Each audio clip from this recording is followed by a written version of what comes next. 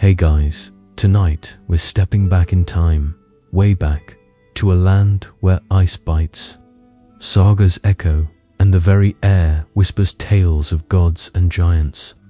Imagine, if you will, the biting winds whipping round you, the kind that slices through even the thickest wool. You're trudging through snow, your breath pluming in the frigid air, your eyes scanning the horizon for shelter. And then, there it is, a low, turf-roofed mound, almost indistinguishable from the landscape, stretching out before you like an enormous, sleeping beast. This, my friends, is a Norse Longhouse, the heart of Viking life, a place where generations lived, loved, and perhaps, occasionally, argued over who got the last bit of smoked fish. Now, here's a cheeky little reality check for your cozy modern self. If you had to spend a winter in one of these without central heating or a decent duvet, you probably wouldn't survive this. Just a thought. So, before you get comfortable, take a moment to like the video and subscribe, but only if you genuinely enjoy what I do here. And hey, drop a comment below with where you're listening from and what time it is for you. It's always fun to see how far these sleepy history lessons travel. Now, dim the lights, maybe turn on a fan for that soft background hum, and let's ease into tonight's journey together. You stand there, a lone figure against the stark landscape, the longhouse silently beckoning. It's not a quaint little cottage with separate rooms and a picket fence. Oh no, this is something else entirely. As you approach, the sheer scale of it starts to sink in. Some of these structures stretched for over 100 feet, the length of several modern-day houses, all under one continuous roof. Think of a very long, very wide, very low barn, but for people and animals, sometimes. The walls, often made of timber and insulated with turf, would have been incredibly thick, designed to keep the brutal Nordic cold at bay. You can almost feel the solid, earthy weight of the building around you, a testament to the ingenuity of a people who truly understood their environment. This wasn't just a place to sleep. It was the nexus of family, community, and survival. It was where stories were told, where meals were cooked, where crafts were practiced, and where the dead were mourned. It was, in essence, the universe contained within four long walls. One mainstream historical fact that often surprises people is just how resilient these structures were. Many were built to last for generations, with some archaeological sites showing continuous occupation for centuries, albeit with repairs and rebuilds. It's a far cry from our often disposable modern architecture, isn't it? A quirky tidbit, however, is that while we imagine them as perfectly uniform, their shapes and sizes varied considerably depending on the region and the wealth of the occupants. Some might have been relatively modest, while others were palatial in their length and grandeur, often belonging to chieftains or powerful families. You can almost hear the whispered boasts of the owner. My longhouse. Oh, it's only 3 football fields long, give or take a few feet. And yes, that is a heated floor if you count warm cow breath. Okay, maybe not heated floors, but you get the idea.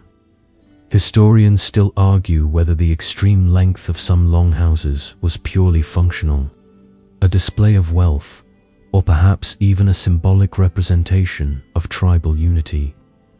You can imagine the architectural committee meetings. Do we really need another 30 feet, Bjorn? And Bjorn, stroking his magnificent beard, replies, but of course, Thora. Where else will we store the extra 700 barrels of fermented shark? Such are the dilemmas of early Norse urban planning, as you consider the sheer practicality of it all. you begin to understand why the absence of inner walls wasn't an oversight, but a deliberate design choice. It wasn't because they hadn't invented carpentry tools capable of making partitions. They were master woodworkers, after all. No, this open plan was fundamental to their way of life, dictated by the climate, their social structure, and the very resources available to them. It was a grand, shared space where the rhythm of life flowed unimpeded from one end to the other. Imagine the sounds, the crackle of the central fire, the low murmur of conversation, the occasional snuffle of an animal, the rhythmic thud of a loom, all blending into a symphony of communal existence. There was no escaping the noise or the smells, for that matter. Privacy, as we understand it today, was a luxury most could not afford, or perhaps simply did not desire in the same way. Their world was one of constant interaction, where individual lives were deeply interwoven with the fabric of the community, and the Longhouse was the physical manifestation of that bond. It was a living, breathing entity, a warm embrace against a harsh world. Now, imagine stepping through that low, turf-covered doorway, your eyes adjusting to the dim, smoky light. You're not entering a series of cozy rooms, each with its own purpose. Instead, you find yourself in one expansive, unbroken space.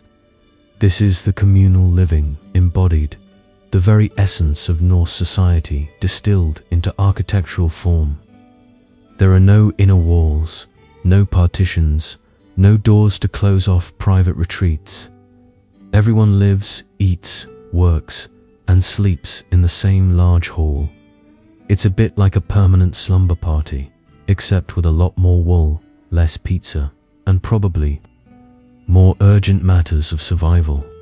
You might see a family meticulously mending fishing nets in one area, while just a few paces away, someone else is grinding grain, their rhythmic movements a constant backdrop to daily life. Further down the hall, children tumble and play, their laughter echoing off the timber beams, perhaps dodging a stray chicken or two. This wasn't just a practical arrangement, it was a deeply ingrained social philosophy. The Norse understood that. In a harsh environment, cooperation wasn't just a nice idea, it was an absolute necessity. Your survival and the survival of your kin depended on everyone pulling their weight and being aware of each other's needs. Think of it, if someone fell ill, everyone knew immediately. If a new baby arrived, the entire Longhouse shared in the joy and the responsibilities. There was no hiding away, no isolating yourself from the ebb and flow of collective life. It fostered a strong sense of community and interdependence, a bond forged in shared hardship and shared triumph. It's a far cry from our modern obsession with personal space and private sanctuaries, isn't it? For them, privacy was probably less about having a locked door and more about knowing when to just, well, mind your own business. Even if that business was happening 5 feet away. A mainstream historical fact about this communal setup is that specific areas within the Longhouse were often designated, not by walls, but by custom and function.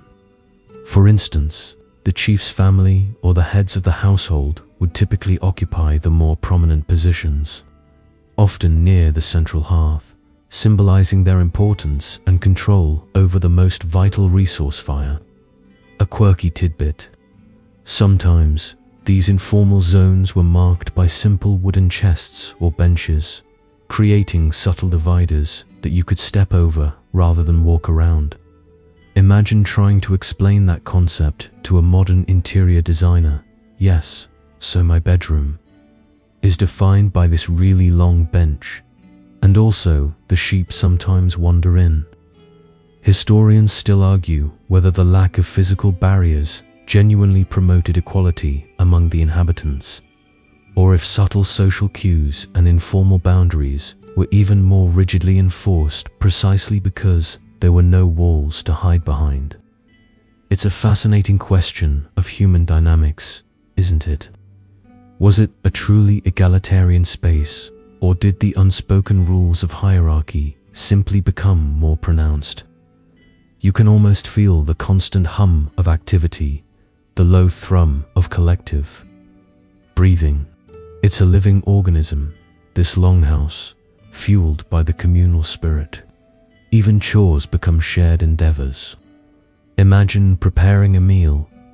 You might have one person stirring a stew over the open fire, while another is butchering meat nearby, and someone else is kneading dough on a broad, shared table. The air would be thick with the aromas of woods, roasting meat, and human endeavor, and perhaps the subtle scent of, shall we say, unwashed socks. This constant interaction wasn't just about efficiency. It was about knowledge transfer. Younger generations learned skills by observing their elders, absorbing lessons through osmosis. There were no formal schools. The longhouse itself was the classroom, the workshop, and the social hub all rolled into one. Every day was a masterclass in survival craft and community. Even the simple act of going to sleep would have been a shared experience. Imagine rows of sleeping platforms or beds, perhaps curtained off with hides for a semblance of privacy, stretching down the length of the hall. The sounds of snores, murmurs, and shifting bodies would have been constant. You'd know who snored like a walrus and who talked in their sleep. You'd likely know a lot more about your fellow longhouse dwellers than you ever wanted to. It forces a certain level of tolerance, a quiet understanding that everyone is in this together, literally. The longhouse was a microcosm of their world, a testament to a society that valued the collective over the individual, where the strength of the group was the ultimate form of security. Stepping deeper into the longhouse, the most striking feature, beyond the sheer lack of walls, quickly makes itself known. Your eyes are drawn inevitably to the very heart of the structure, the long, central hearth. This isn't just a fireplace. It's a trench, often stretching for many meters down the length of the hall, filled with smoldering embers and glowing logs. This is where the magic happens, where life itself pulsates. The smoke, thick and pungent, but surprisingly not overwhelming, thanks to clever ventilation, more on that later, rises slowly towards the roof. You feel the warmth immediately, radiating outwards, chasing away the chill that constantly threatens to creep in from the unforgiving Nordic landscape. This hearth, or series of hearths, wasn't merely for cooking. It was the lifeblood of the longhouse, dictating much of its design and the routines of its inhabitants. Imagine the sheer ingenuity of maintaining such a vital fire. It wasn't just a matter of tossing on a log. It was a constant, almost ritualistic practice.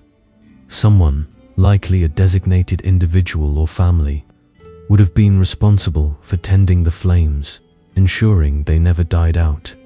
To lose the fire in the depths of winter would be catastrophic, a death sentence. So, the longhouse was designed around this central heat source, allowing its warmth to permeate the entire open space. There were no separate rooms to heat, no doors to close off the precious warmth. The heat simply radiated, blanketing everyone and everything in a gentle, pervasive warmth. It's a testament to their practicality that every design choice served a fundamental purpose, and keeping warm was right at the top of that list. You could almost say the longhouse was a giant, communal radiator, powered by wood and a healthy dose of Viking grit.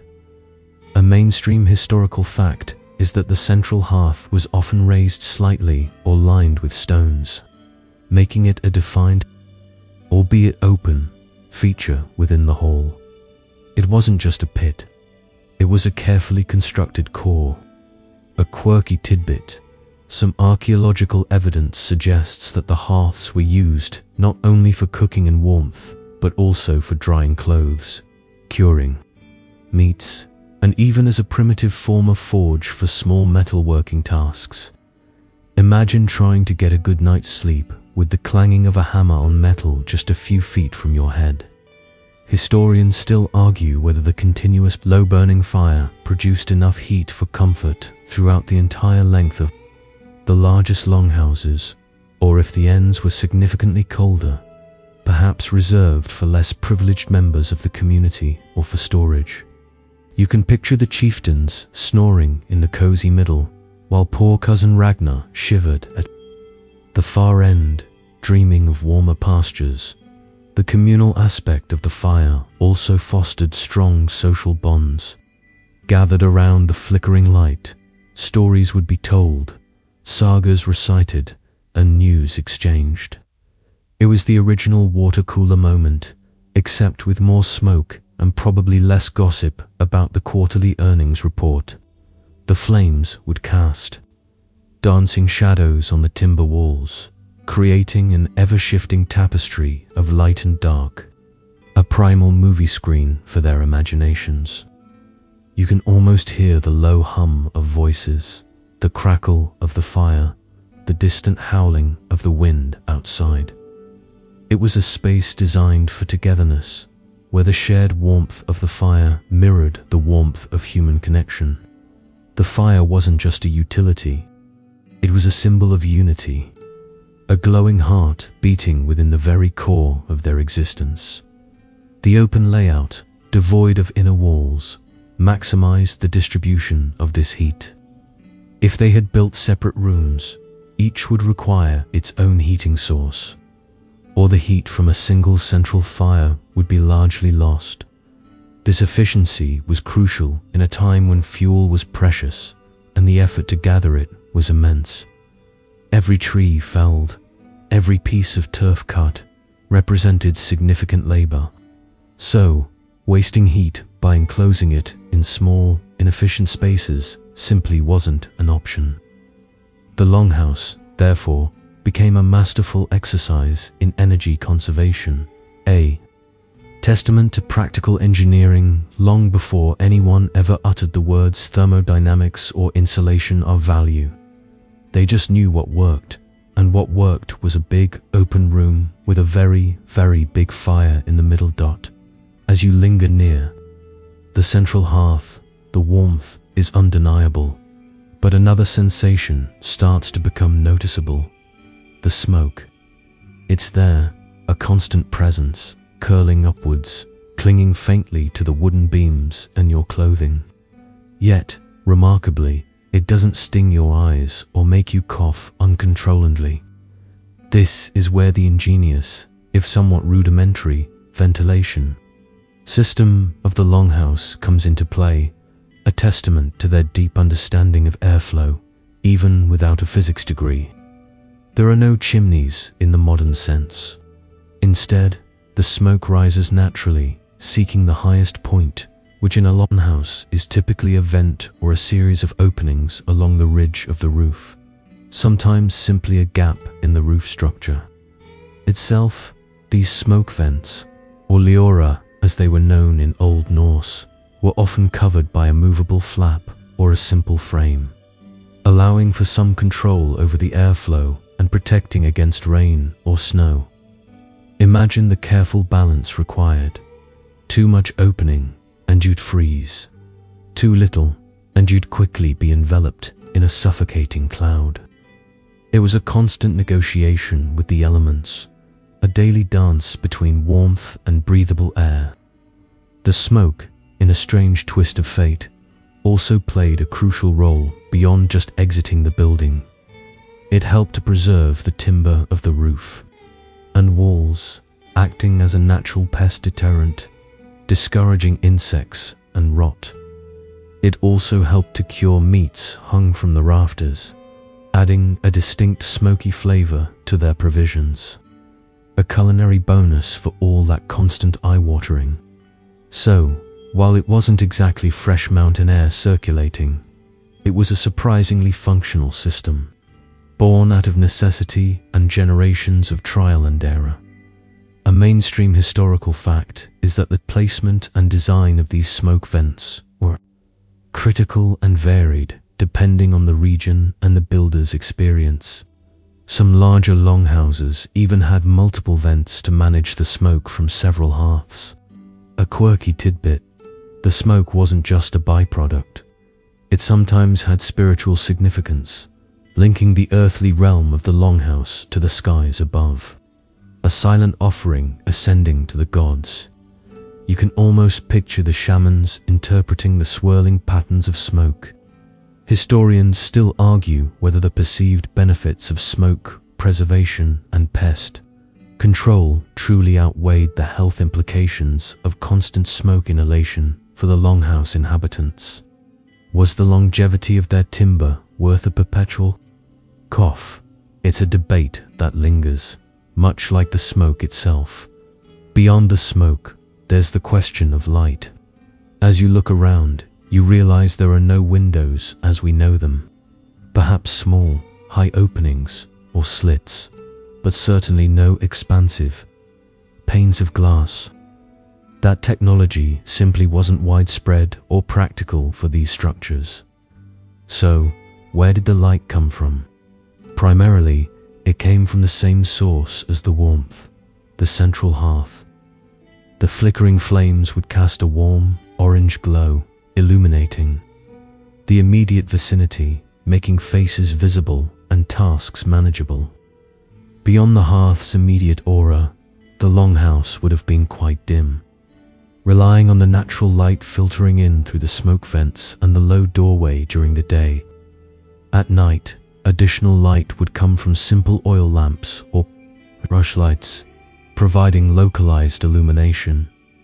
This lack of natural light was not a design flaw, but a consequence of their building materials and priorities. Large window openings would have compromised the structural integrity of the walls and, more importantly, allowed precious heat to escape. In the subarctic climate, heat retention trumped panoramic views every single time. So, the interior of a longhouse would have been a place of shifting shadows and intimate illumination, where your eyes quickly adapted to the low light conditions. It forces you to rely more on your other senses, the sounds of activity, the smells of the fire and food, the texture of the rough-hewn timber under your hand. It's a sensory experience far removed from our brightly lit, perpetually illuminated world, a reminder that darkness was not something to be feared, but simply another part of daily life. Moving further into the depths of the longhouse, you start to notice the sheer pragmatism that governed every aspect of its design. With no inner walls to delineate separate rooms, where did everything go? This brings us to the crucial need for storage and survival. In a longhouse, every available inch was meticulously utilized. Imagine sturdy wooden chests lining the walls, doubling as benches during the day and perhaps even as makeshift sleeping platforms at night. Overhead, the open rafters would have been draped with drying fish, cured meats, and bundles of herbs, their pungent aromas adding to the rich tapestry of smells. Farming tools, fishing gear, looms, and spinning wheels would have been neatly tucked into corners or suspended from the ceiling, always within reach but never truly out of the way. This lack of dedicated storage rooms forced an incredible efficiency and ingenuity. There was no junk drawer in a longhouse, no attic full of forgotten treasures. Everything had a purpose, and everything was either actively in use or carefully stored in a way that facilitated communal access. Think of it as the ultimate open-plan living space, where minimalism wasn't a choice, but a necessity. If you didn't need it, you probably didn't have it, and if you did, you made sure it could. be stored efficiently. This emphasis on practical, accessible storage was vital for survival in a climate where resources were often scarce, and every harvest, every catch, needed to be preserved and protected for the long, lean months of winter. A mainstream historical fact is that large wooden chests, often ornately carved, were common features, serving not only for storage but also as symbols of wealth and status. A quirky tidbit, sometimes valuable items, like intricate jewelry or precious imported goods, would be buried beneath the packed earth floor for safekeeping, a primitive but effective form of in-floor safe. Imagine digging up your entire house every time you needed your favorite brooch. Historians still argue whether the apparent lack of privacy for personal belongings in an open longhouse led to more communal ownership of tools and resources, or if individual possessions were fiercely protected through unspoken rules and social pressures. It's a fascinating glimpse into the nuanced dynamics of property in a pre-capitalist society. You can almost feel the organized chaos, the constant hum of domestic activity.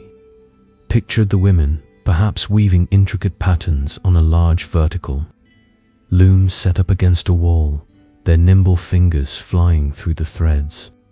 Nearby, someone else might be sharpening a knife, the rasping sound cutting through the general chatter. In another corner, a leather worker might be stitching repairs on a piece of armor, the scent of tanned hide mingling with the wood. All of these activities, from food preparation to crafting, happened in the same shared space, fostering a continuous exchange of skills and knowledge. There was no going off to your craft room or man cave. Your workshop was everyone's workshop, whether they liked it or not. This inherent need for flexible storage also meant that the longhouse interior was constantly adapting. What might be a sleeping area by night could transform into a workspace. By day, benches could be moved, platforms reconfigured, and the very air filled with the changing smells of daily life, from cooking to tanning, from newly dried hay to curing fish. It speaks volumes about a people who valued functionality above all else, who understood that in a challenging environment, space was a precious commodity, and every cubic foot had to earn its keep. The absence of inner walls allowed for this fluidity, this constant repurposing of space based on the immediate needs of the community. It was the original open-concept floor plan, long before anyone ever dreamed of granite countertops or stainless steel appliances. As you stand there, observing the efficient flow of life within the longhouse, a sudden snuffle or a low moo might catch your ear. You turn, and there they are, animals. This brings us to a fascinating and deeply practical aspect of longhouse design: livestock integration. Yes, in many Norse longhouses, especially in the colder regions, the livestock didn't just live near the people. They lived with them, under the same roof, in the same continuous space. Usually, there would be a section of the longhouse separated by a low barrier or a drainage channel, rather than a solid wall dedicated to housing cattle, sheep, goats, or even horses. It's a bit like having your very own, slightly fragrant, petting zoo attached to your living room. This wasn't some quaint, romantic notion of rural living. This was pure, unadulterated pragmatism, born of necessity. Imagine the brutal Nordic winter. Bringing the animals inside achieved several critical objectives. Firstly, and most obviously, it protected them from the biting cold, snow, and predators. Healthy livestock meant food, milk, wool, and labor, the very backbone of their economy. Losing animals to the elements could spell disaster for an entire family or community. Secondly, and perhaps less intuitively, The animals themselves generated heat. Their body warmth, a constant, living furnace, contributed significantly to the overall temperature of the longhouse, making it more tolerable for the human inhabitants. It was a symbiotic relationship. The humans provided shelter, and the animals provided warmth, creating a self-sustaining microclimate against the unforgiving exterior. A mainstream historical fact is that this practice of housing livestock indoors was particularly prevalent in areas with severe winters, like Iceland and parts of Norway. Archaeological digs often reveal distinct areas within longhouse foundations consistent with animal stalls. A quirky tidbit: the manure from the animals, while certainly pungent, also provided a valuable byproduct, fertilizer for their fields. Once spring arrived, neatly solving a waste disposal problem and an agricultural need in one smelly swoop. Historians still argue whether the perceived benefits of warmth and protection truly outweighed the hygiene and health concerns associated with living in such close proximity to large animals. Was the risk of disease worth the cozy living arrangement? It's enough to make you appreciate modern ventilation systems, isn't it? You can almost visualize the scene.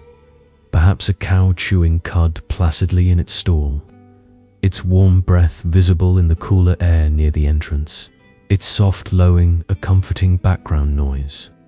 The scent would be a distinctive blend of wood, human activity, and the earthy, musky smell of livestock. It certainly wasn't for the faint of heart or nose. But for the Norse, it was simply life. The lack of inner walls facilitated this integrated approach. There was no need to build a separate barn, which would require more materials, more labor, and another structure to heat. Instead, the animals were simply an extension of the household, a living, breathing part of the longhouse ecosystem.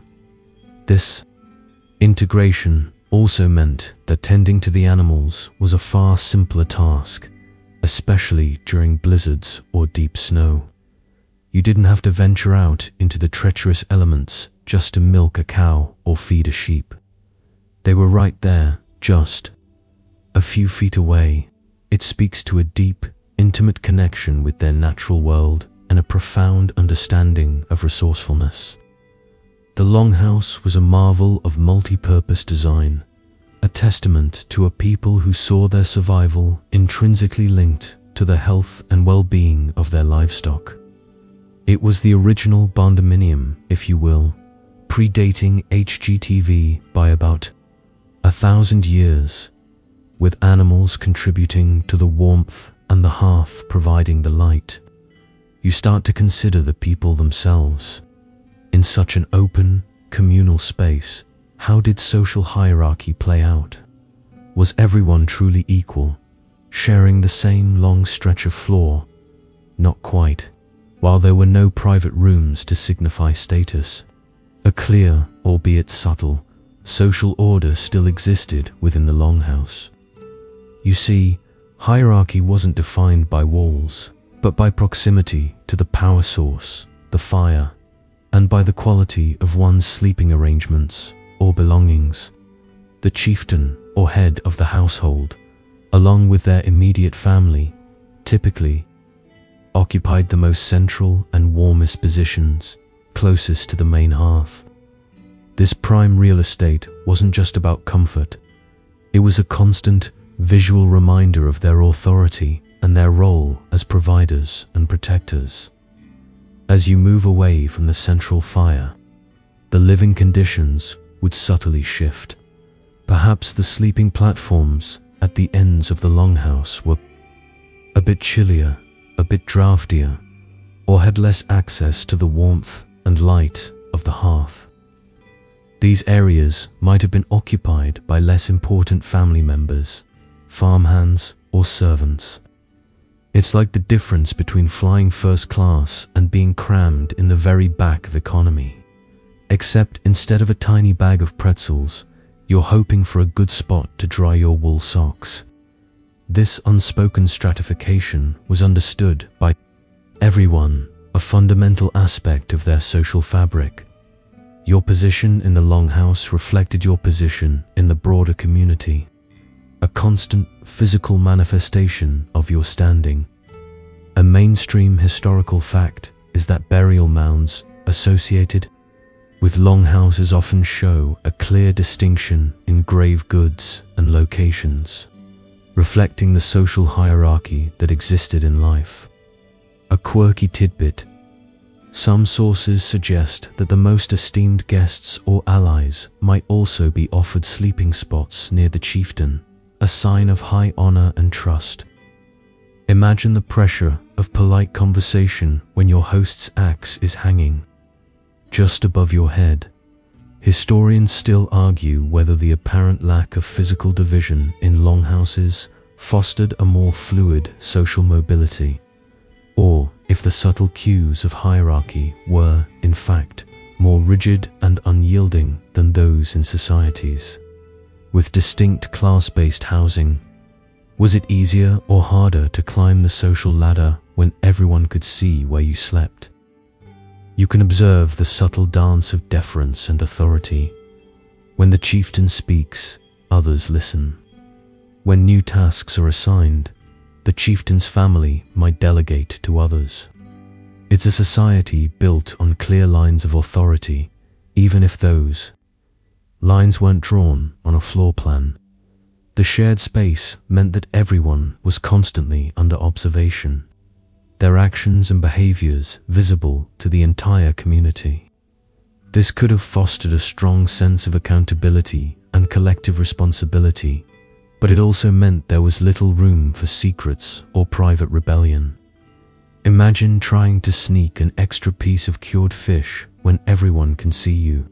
Not going to happen. The communal sleeping arrangements also played a role in reinforcing social bonds.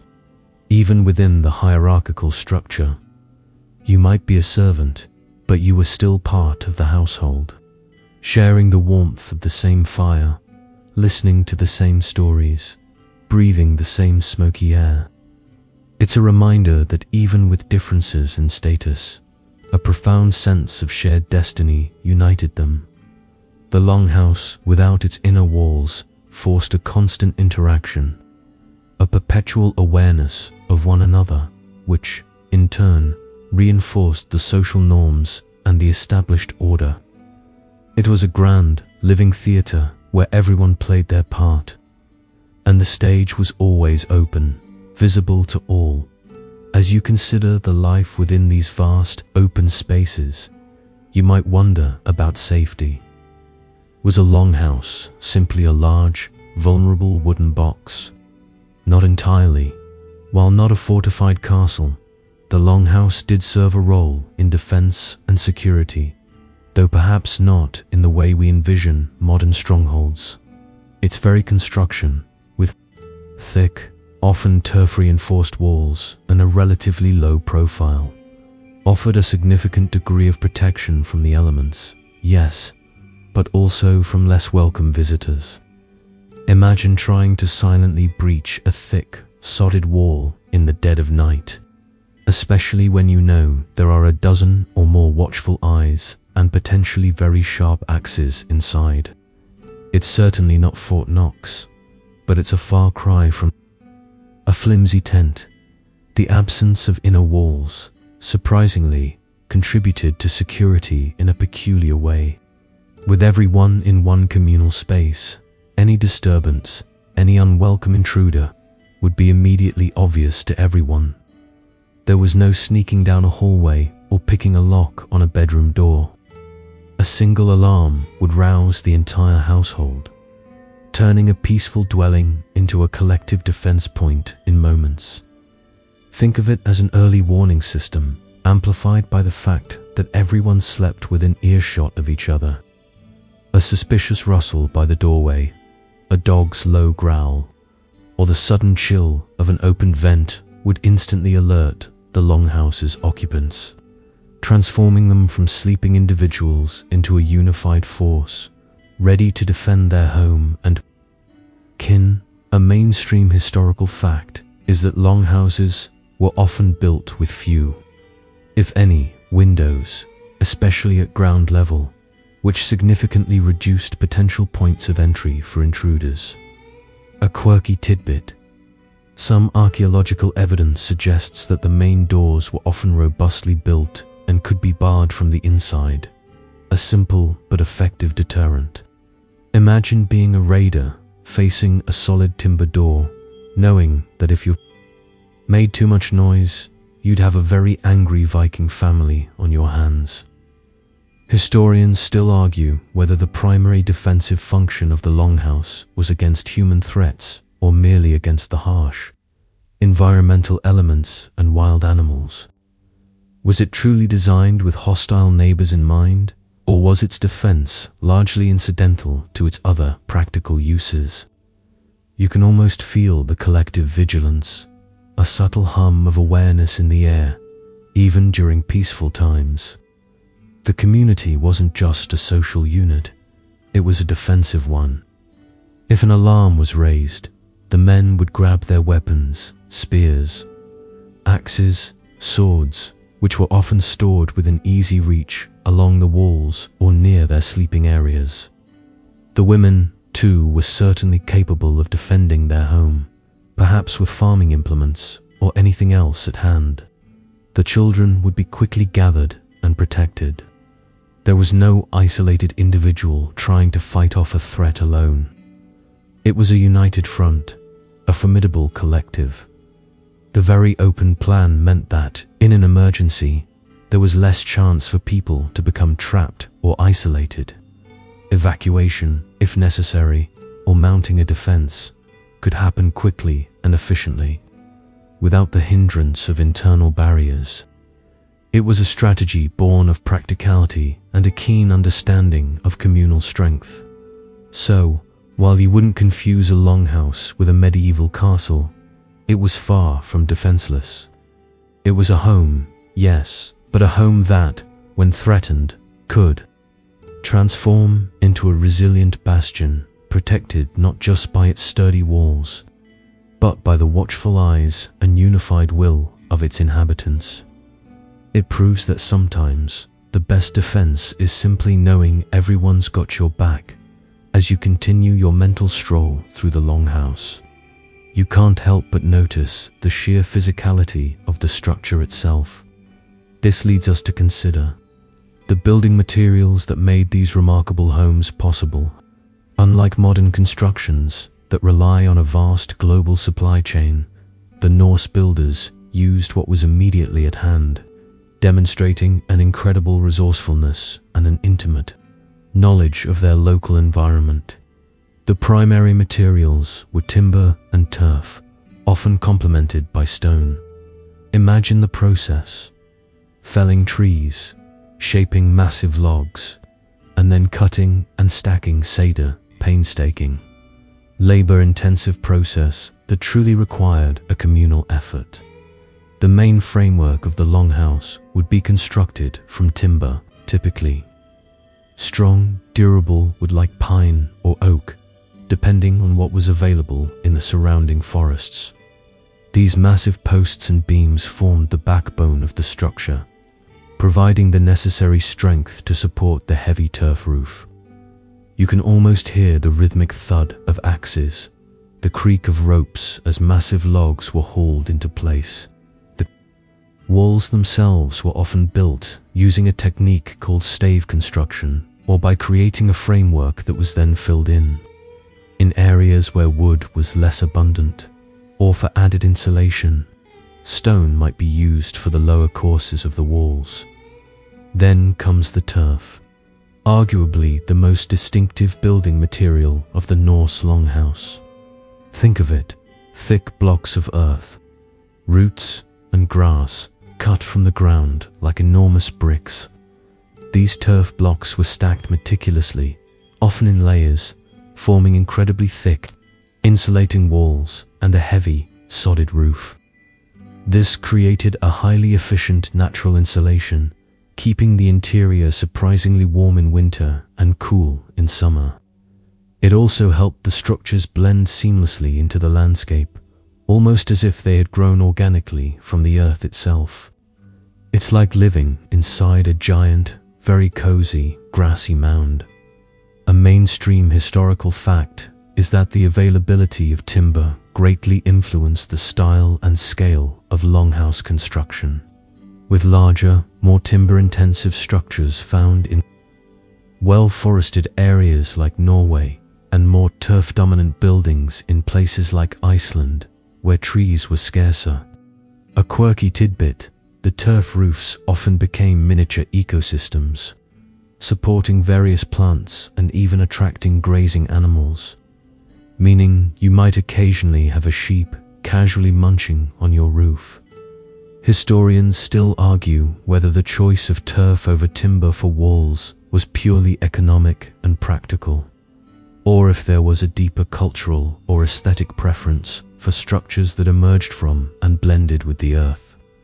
Was it just easier? Or did they genuinely like living under a living roof? You can visualize the raw, earthy aesthetic of the longhouse. The interior, though smoothed by time and use, would still have the texture of rough-hewn timber and packed earth. The exterior, especially with its turf roof, would have been a vibrant green in summer, a patchwork of white and brown in winter. It's a structure that breathes with the land, a direct reflection of the environment from which it was born. The lack of inner walls made the construction process simpler in some ways. Fewer complex internal framing requirements, allowing the focus to remain on the robust exterior shell that provided shelter from the formidable Nordic climate. This reliance on local natural materials speaks volumes about the Norse way of life. They were deeply connected to their land, understanding its rhythms and its resources. Every beam, every block of turf was a piece of their immediate world, skillfully transformed into a home. It wasn't about importing exotic goods or complex manufactured components. It was about ingenuity, hard work, and a profound respect for what the earth provided. The Longhouse stands as a monument to sustainable building practices, centuries before the term was even invented.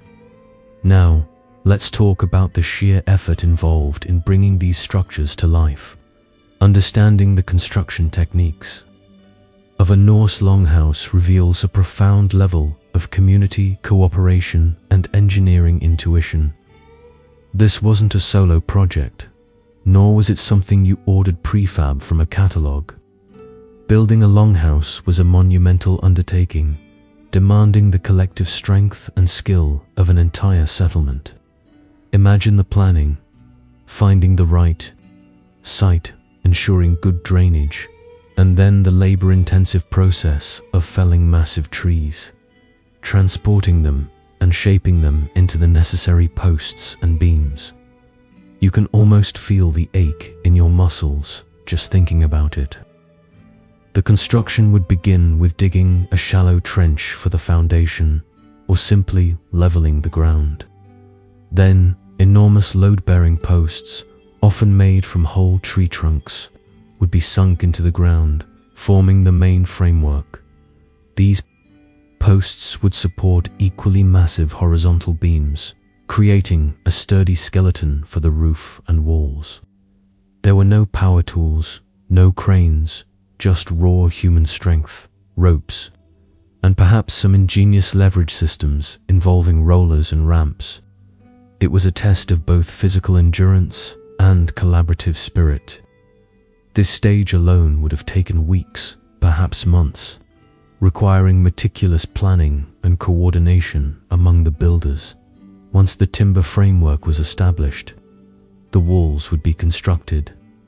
As we discussed, these could be made of timber, staves, planks, or, more commonly, stacked turf. Laying turf bricks was a skilled job, ensuring they interlocked properly for strength and insulation. It was like building with giant, very heavy Lego blocks. But if those blocks were alive and prone to crumbling, the roof, the heaviest part, would then be constructed using rafters, purlins, and a final layer of turf and often birch bark for waterproofing. The sheer weight of the turf roof, while providing excellent insulation, also required immensely strong supporting timbers, which is why the main posts were so critical. A mainstream historical fact is that Norse carpenters used a variety of specialized tools, including axes, adzes, chisels, and saws, often made of iron, allowing for remarkable precision in their joinery. A quirky tidbit: some longhouse remains show evidence of carved decorative elements on the main posts or door frames, suggesting that even in such utilitarian structures, an appreciation for artistry was present. Imagine the foreman yelling, "Less carving, more lifting, Bjorn. We've got a deadline, and it's getting cold." Historians still argue whether the entire community participated in all stages of longhouse construction, or if there was a dedicated class of skilled builders who directed the projects, with others providing unskilled labor. Was it truly a communal barn-raising event, or more of a hierarchical construction crew? You can almost hear the sounds of construction echoing through the valley, the rhythmic thud of mallets, the scrape of tools against wood, the grunts of exertion, and the occasional triumphant shout as a particularly stubborn timber slot into place. The open layout, ironically, simplified some aspects of the construction process, without the need for complex internal load-bearing walls or intricate room divisions. The focus could remain on creating one incredibly strong, unified shell. This streamlined the framing, allowing for a relatively straightforward, albeit enormous, single-span structure. This shared effort in construction fostered an even deeper sense of ownership and community within the longhouse. Every inhabitant would have contributed in some way to its creation, making it truly their home. It wasn't just a dwelling, it was a testament to their collective power, their resilience, and their ability to work together to overcome the challenges of their environment. It was a physical embodiment of their strength as a unit, a monument to the power of teamwork in a world where survival depended on it. Stepping back from the practicalities of construction and daily life, let's consider the deeper meaning behind the longhouse's open design, diving into the very core of cultural values. The absence of inner walls wasn't merely a consequence of materials or climate. It was a profound reflection of Norse society's fundamental beliefs about community, family, and the individual's place within the collective. For the Norse, the concept of privacy as we understand it today, a distinct walled-off space for each person or nuclear family, was largely alien. Their world was one of constant interaction, shared experiences, and mutual reliance. Imagine growing up in a longhouse. From birth, you are immersed in the sounds, sights, and smells of everyone around you. There's no escaping the ebb and flow of communal life. This constant proximity fostered a powerful sense of interdependence. You knew intimately the rhythms of your kin, their habits, their moods. It built a profound understanding that your well-being was inextricably linked to the well-being of the entire household. If someone was sick, everyone felt the impact. If someone had a good hunt, everyone shared in the bounty. This wasn't just a convenient arrangement. It was a societal imperative, crucial for survival in a challenging environment. The open longhouse was a physical manifestation of their belief in the strength of the collective. A mainstream historical fact is that extended family units, often including several generations and even unrelated dependents or thralls, commonly resided together in a single longhouse. emphasizing the importance of kin and community over the nuclear family. A quirky tidbit: some sagas describe instances where disputes or arguments within a longhouse were resolved publicly, with the entire household as witnesses, underscoring the lack of private spaces for conflict.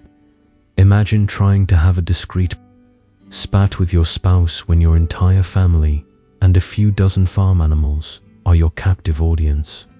Historians still argue whether this constant visibility fostered greater social harmony and accountability, or if it led to suppressed tensions and a lack of true personal expression. Was the open plan a source of unity or quiet individual frustration? You can almost feel the weight of shared responsibility, the unspoken understanding that everyone had a role to play. Children learned by observation, soaking in the skills and wisdom of their elders simply by living alongside them. There were no formal lessons in manners. Instead, you learned by watching how others interacted, by understanding the subtle cues of your community. It was a constant masterclass in social navigation, a living school where every interaction was a lesson. The Longhouse was a crucible, forging individuals into cohesive units, reinforcing the cultural emphasis on loyalty to one's kin and community. This deep-seated communal value extended beyond daily life. During feasts and gatherings, the open Longhouse provided an ideal setting for large assemblies, celebrating victories, performing rituals, or conducting important discussions. Everyone could gather in the central space, sharing food, drink, and stories, reinforcing the bonds that held their society together. There were no separate banquet halls. The home was the banquet hall. It transformed easily from a bustling workshop to a solemn meeting place, a testament to its inherent flexibility and the communal nature of Norse life. The lack of walls wasn't a deficit. It was a design feature that perfectly encapsulated their values, a constant reminder that they were all in this together, a single, interconnected family facing the world as one. As you reflect on the Longhouse's design and the cultural values it embodied, you can't overlook the paramount role of seasonal adaptations. For the Norse, life was a constant negotiation with nature, a dance between the fleeting warmth of summer and the relentless grip of winter. The Longhouse, without its inner walls, was ingeniously designed to maximize its utility across these dramatic climatic shifts, providing both sanctuary and functionality regardless of the season. It wasn't just a building, it was a living, breathing response to the unforgiving Nordic environment. Imagine the transition from a crisp autumn day to the first heavy snowfall. Suddenly, the Longhouse transforms from a bustling hub with open doorways and perhaps even outdoor activities into a sealed, self-sufficient ecosystem. The thick turf walls and roof, which provided excellent insulation, became even more critical. They acted as a giant, organic thermal mass, absorbing heat during warmer periods and slowly releasing it, buffering the extreme temperature fluctuations outside. The absence of internal divisions allowed the warmth from the central hearth, now burning almost continuously, to circulate unimpeded throughout the entire structure. Every corner, every nook, benefited from that precious heat, a vital barrier against the icy tendrils of winter. A mainstream historical fact is that in some longhouses, particularly those in extremely cold regions, the ground floor might have been slightly sunken to take advantage of the Earth's insulating properties, creating a semi-subterranean effect. A quirky tidbit: during deep winter, the snow itself would often pile up against the turf walls, adding another layer of natural insulation, turning the Longhouse into a giant, cozy, igloo-like structure. Imagine waking up to silence, only to realize the world outside is buried under a blanket of snow and your home is holding strong. Historians still argue whether the longhouse design truly prioritized winter survival over summer comfort, or if its multifunctional nature allowed for a relatively balanced experience throughout the year. Was it a winter fortress first and foremost, or a year-round adaptable home? You can almost feel the shift in atmosphere as winter tightened its grip. The focus of life would contract, centered even more intensely around the hearth. Activities that could be done indoors, weaving, tool repair, storytelling, food preparation would take precedence.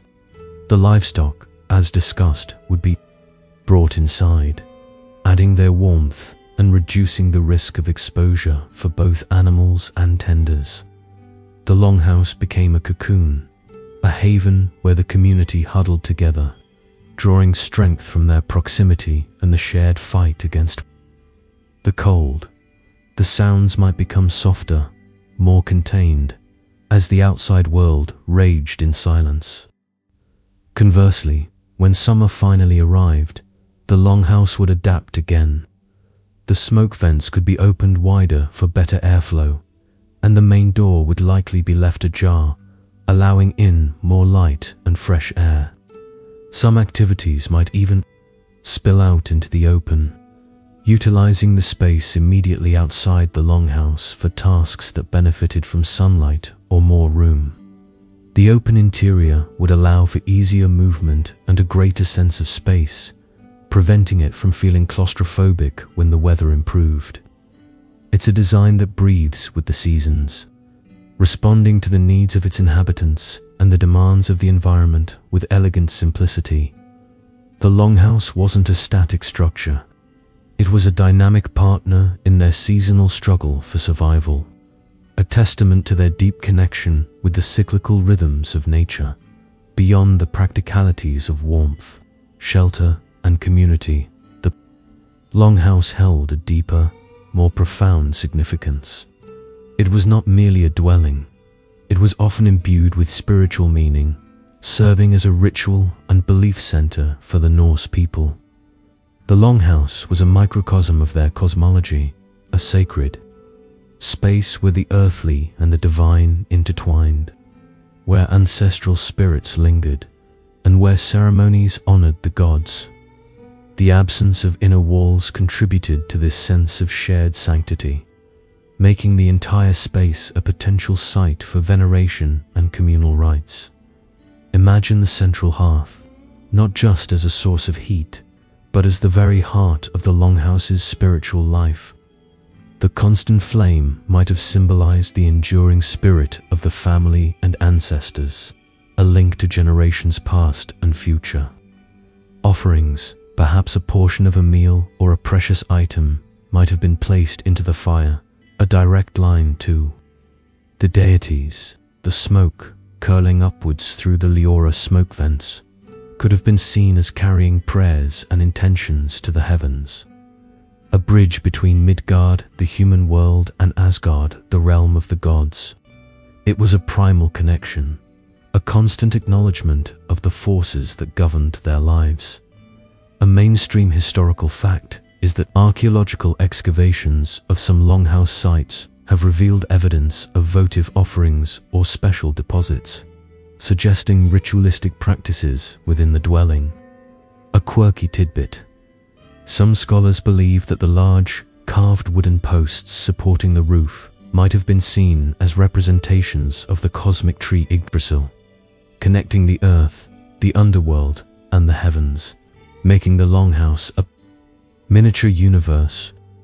Imagine living inside a giant, sacred tree. Historians still argue whether the longhouse was primarily a secular dwelling with occasional ritualistic uses, or if its very fabric was inherently sacred, integrating the divine into daily life. Was it a home and a temple, or just a really spiritual home? You can almost feel the presence of the unseen, the whispers of ancient beliefs permeating the smoky air. Feasts, often held in the central hall, weren't just about food and merriment. They were communal gatherings that could take on a ritualistic tone. Toasts might be made to Odin, Thor, or Freya, invoking their blessings for the harvest, for battle, or for safe passage. The sagas, recited orally around the hearth, weren't just entertainment. They were lessons in morality, history, and the actions of gods and heroes, reinforcing the cultural narratives that bound the community together. The open plan allowed everyone to participate fully in these ceremonies, fostering a shared spiritual experience. The Longhouse also served as a place of ancestral veneration. Family graves or burial mounds were often located nearby, and the spirits of the ancestors were believed to watch over the living, sometimes even residing within the home itself. This constant connection to their lineage reinforced a sense of continuity and identity. The Longhouse was a space where the past, present, and future converged, a continuous thread of existence woven through generations. Its very structure, with its enduring timbers and deep-rooted turf, mirrored the enduring nature of their beliefs. It was a place where stories, both human and divine, unfolded in a continuous, sacred narrative, without the interruption of walls to separate the mundane from the miraculous. Yet, even the most enduring structures and cultural practices eventually give way to the relentless march of time. This brings us to the decline of longhouses, a gradual shift that saw these communal dwellings slowly recede from the landscape, replaced by different forms of habitation. It wasn't an abrupt end, but a slow transformation, influenced by a complex interplay of changing climate, evolving social structures, and the encroaching influence of new ideas and technologies, particularly Christianity. You see, nothing truly lasts forever, not even a really cozy, smoky, co-filled home. One of the primary drivers of this decline was undoubtedly climate change. As the medieval warm period gave way to the Little Ice Age, starting roughly around the 13th and 14th centuries in parts of Europe, the harsher winters and agricultural challenges may have made the traditional longhouse less viable or desirable. While longhouses were excellent at retaining heat, the increasing severity of the cold might have pushed communities towards smaller, more easily heated individual dwellings, or to adapt existing structures with more segmented spaces. It's tough to stay toasty when the entire continent is basically one giant freezer. Another significant factor was the changing social structure and the rise of feudalism. As societies became more stratified, with powerful lords and a more defined peasantry, the communal living model of the longhouse, which fostered a degree of egalitarianism within the household, began to feel less appropriate. Wealthier families started to desire more privacy and distinct spaces to display their status, while peasants might have been forced into smaller, more basic accommodations. The idea of my room probably started to gain traction, a concept foreign to the longhouse era. A mainstream historical fact is that the spread of Christianity across Scandinavia and other Norse lands brought with it new architectural influences and a different emphasis on family structure, often favoring nuclear family units over extended kin groups. A quirky tidbit: some scholars suggest that the increasing availability of better quality tools and iron for hinges and locks also made it easier and more practical to build distinct rooms with doors, contributing to the shift. Imagine suddenly realizing you could actually close a door and have a conversation without an audience. Historians still argue whether the decline of the longhouse was primarily driven by environmental pressures, socioeconomic changes, or a cultural shift in the concept of privacy and family life? Was it too cold, too communal, or just too old-fashioned? You can almost feel the slow erosion of an old way of life. New building techniques emerged, offering more specialized structures. Barns became separate from living quarters, improving hygiene and reducing the smell of livestock in the living room. Smaller, detached farmhouses with multiple rooms started to appear, often around a central courtyard, offering more distinct spaces for different functions and for individual families. The practicality of keeping animals separate from people, especially as wealth increased and people could afford more complex structures, became more appealing. The longhouse, once the pinnacle of communal survival, slowly gave way to new ideals of comfort, privacy, and social differentiation. It wasn't a sudden abandonment, but a gradual evolution. Much like how we've moved from sprawling family estates to compact city apartments. The spirit of community remained, but its architectural expression began to splinter into more individualized forms. The great open hall, once the beating heart of Norse life, slowly became a memory, replaced by structures that reflected a changing world and new human desires for personal space. Though the traditional Norse Longhouse eventually faded from common use, its spirit, its practicality, and its innovative design left an indelible mark. We still see its legacy and echoes in various forms, a testament to its enduring impact on architecture, culture, and our understanding of communal living. It reminds us that even structures built centuries ago from humble materials can continue to teach us profound lessons about human ingenuity and adaptation. The Longhouse didn't just disappear. Its DNA, so to speak, lived on.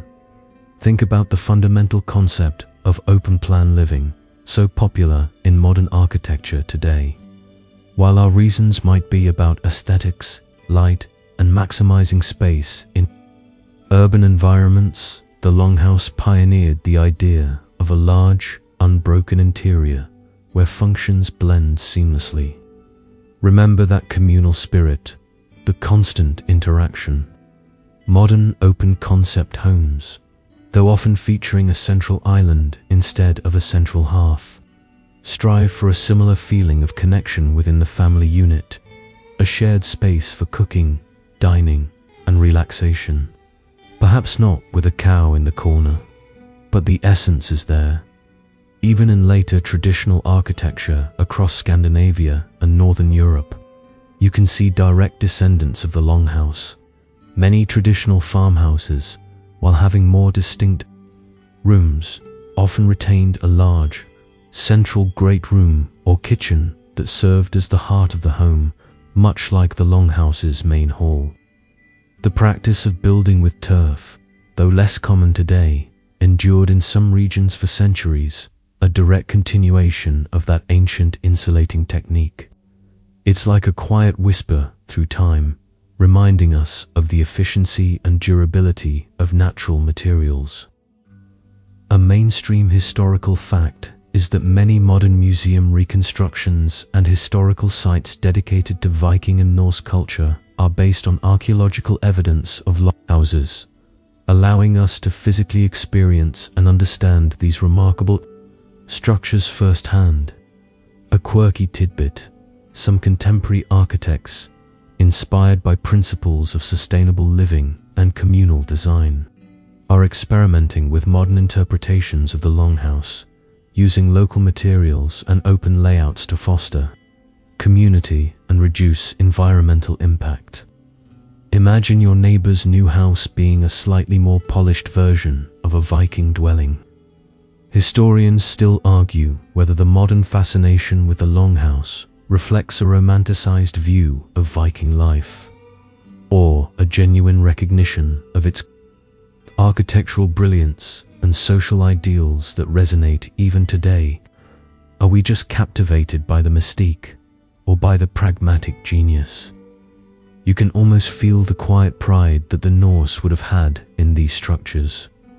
They were not just buildings. They were anchors in a challenging world, symbols of survival, community, and connection to the land. The Longhouse teaches us that privacy is a relatively new concept, and that for much of human history, togetherness was the default, and indeed the necessity. It highlights the importance of resourcefulness, the ability to make the most of what's available, and the power of collective effort in overcoming adversity. It's a powerful reminder that our ancestors faced immense challenges and solved them with ingenuity that still impresses us today.